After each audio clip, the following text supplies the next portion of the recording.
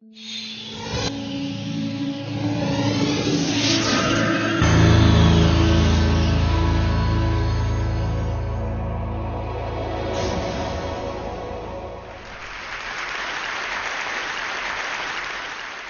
you know that we have 1.4 million cellular radio masts deployed worldwide?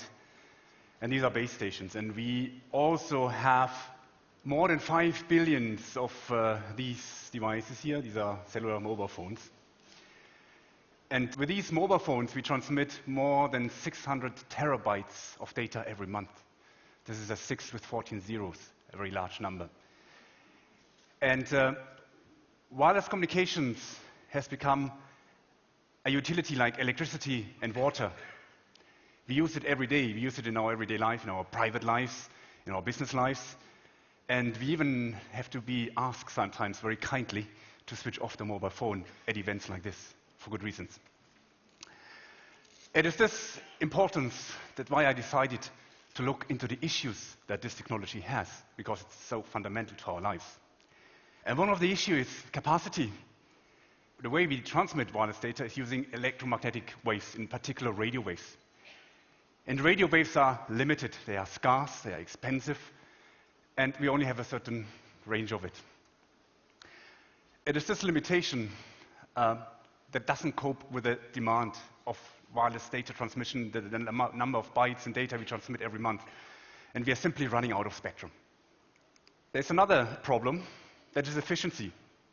These 1.4 million cellular radio masts or base stations consume a lot of energy. And mind you, most of the energy is not used to transmit the radio waves. It is used to cool the base stations. And the efficiency of such a base station is only at about 5%. And that creates a big problem. Then there's another issue that you're all aware of. You have to switch off your mobile phones during flights. In hospitals, there are security issues. And security is another issue. These radio waves penetrate through walls. They can be intercepted, and somebody can make use of your network if he has bad intentions. So these are the main 4 issues. But on the other hand, we have 14 billion of these light bulbs. Light. And light is part of the electromagnetic spectrum. So let's look at this in the context of the entire electromagnetic spectrum, where we have gamma rays. You don't want to get close to gamma rays, it's simply dangerous. X-rays, useful when you go to hospitals. Then there's ultraviolet light. It's good for nice suntan, but otherwise dangerous for the human body. Infrared is due to eye safety regulations, can be only used with low powers. And then we have the radio waves, the issues I've just mentioned. And in the middle there, we have this visible light spectrum. It's light. And light has been around for many millions of years. And in fact, it has created us, it has created life, has created all the stuff of life. So it's inherently safe to use. It wouldn't be great to use that for wireless communications. Not only that, I compared the entire spectrum. I compared the radio waves spectrum, the size of it, with the size of the visible light spectrum. And guess what? We have 10,000 times more of that spectrum, which is there for us to use. So not only that we have this huge amount of spectrum, let's compare that with the number I've just mentioned. We have 1.4 million expensively deployed, inefficient radio cellular base stations. And multiply that by 10,000, then you end up at 14 billion. And 14 billion are the number of light bulbs installed already. So we have the infrastructure there. Look at the ceiling. You see all these light bulbs. Go to the main floor, you see these light bulbs. Can we use them for communications?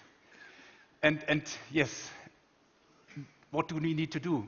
And there's one thing we need to do is we have to replace these inefficient incandescent light bulbs and fluorescent lights by these new technology of LED light bulbs. An LED is a semiconductor, it's an electronic device. It has a very, very nice and cute property. Its intensity can be modulated at very high speeds, and it can be switched off at very high speeds. And this is a fundamental, basic property that we exploit with our technology. So let's show how we do that. Let's go to the closest neighbor to the visible light spectrum, go to remote controls. You all know the remote controls have an infrared LED.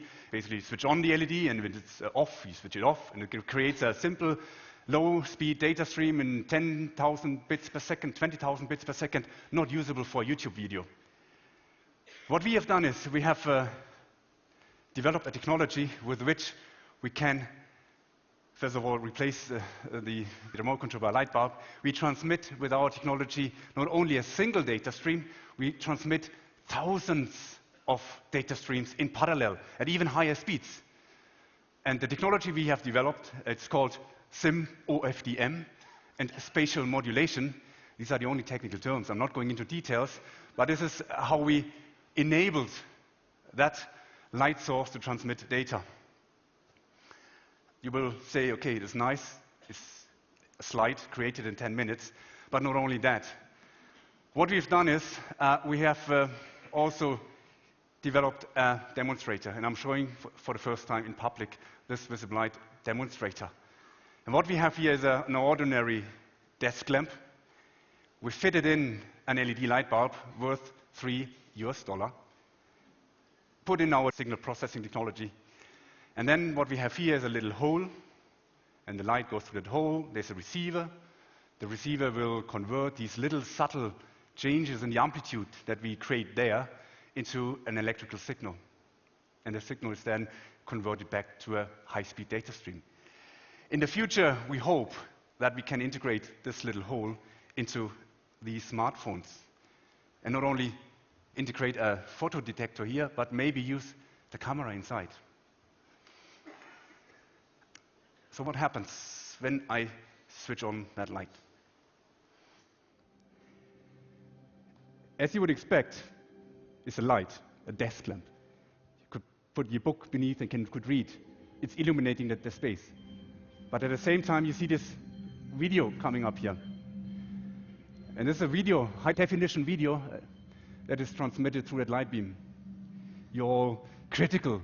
You say, ha ha ha, this is a smart academic doing a little bit of tricks here. But let me do this.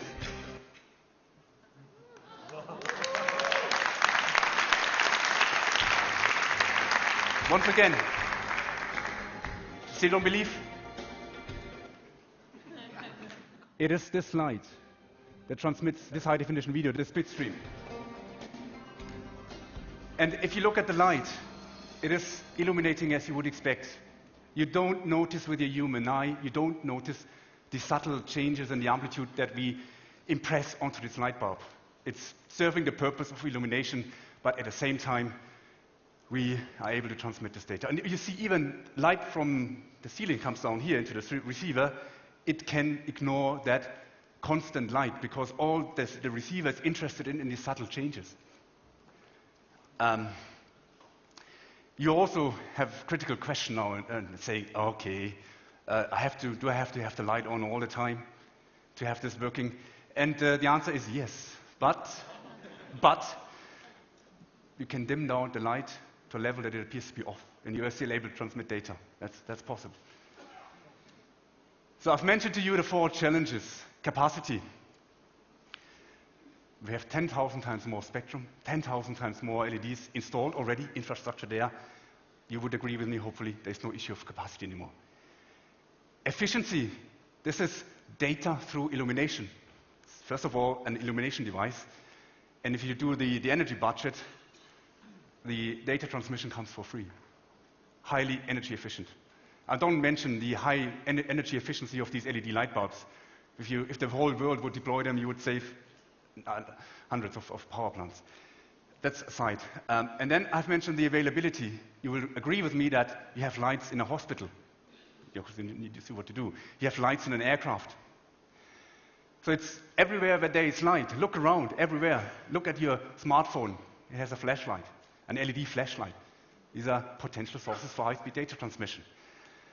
And then there's security. You would agree with me that light doesn't penetrate through walls.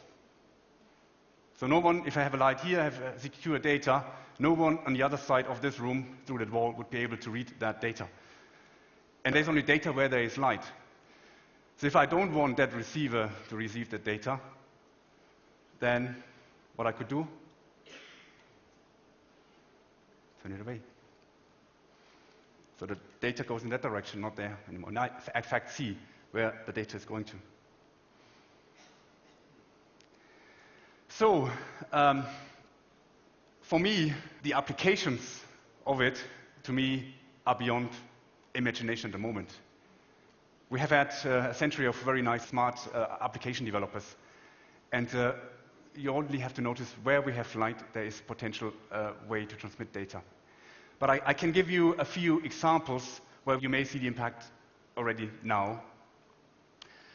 This is remote operated vehicles beneath the oceans, and they use light to illuminate the space down there. And this light can be used to transmit wireless data that these things communicate with each other. Intrinsically safe environments like this petrochemical plant. You can't use RF, which might generate antenna sparks, but you can use light. You see plenty of light there.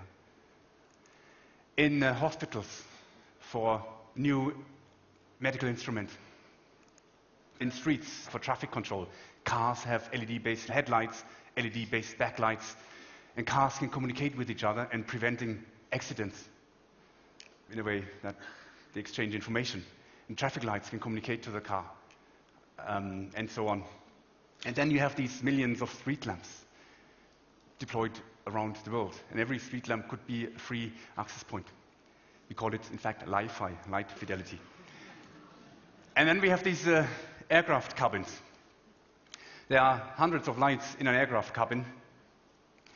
And each of these lights could be the potential transmitter of wireless data. So you could enjoy your most favorite TED video on your long-haul flight back home, online, live. So that is a vision that I think is possible.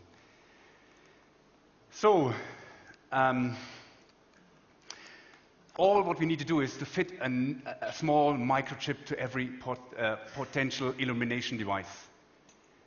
And this would then combine two basic functionalities, illumination and wireless data transmission.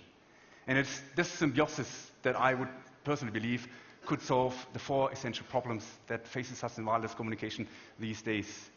And in the future, you will not only have 14 billion light bulbs, you may have 14 billion Li-Fis deployed worldwide for a cleaner, a greener, and even a brighter future. Thank you.